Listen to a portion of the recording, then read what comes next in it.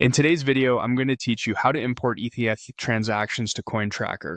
By the end, you'll know exactly how to record an Ethereum transaction so your portfolio and taxes stay accurate. Start on the CoinTracker portfolio page. From your homepage, head to the transactions section. This is where every buy, sell, send, and receive is listed. On that page, look for the Add New button.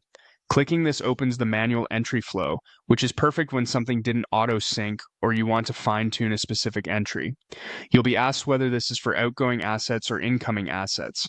Outgoing means ETH left your wallet, like a send, trade, or spending event. Incoming means ETH arrived in your wallet, such as a receive, a deposit from an exchange, or an on-chain transfer in. Pick the option that matches what happened in real life, so your balances and cost basis stay correct. Then click Add to Proceed. Now you'll choose the currency. In the search or list, select Ethereum, listed as ETH. This is important because CoinTracker needs to know you're recording native ETHs on the Ethereum network, not a lookalike token. Click on Ethereum, ETH to confirm. Enter the amount of ETH involved in the transaction. You can use up to many decimal places if needed. Accuracy here helps downstream calculations. Remember, the direction you chose earlier handles whether this amount is treated as incoming or outgoing, so just type the absolute amount. Next, choose the wallet associated with this transaction. Select the wallet where the ETH came from or went to so CoinTracker can map the movement to the right account.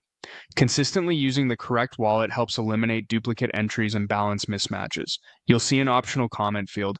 This is a great place to add a quick note for future you, something like the source or destination, a short reason for the transfer, or a reference you'll recognize during tax time.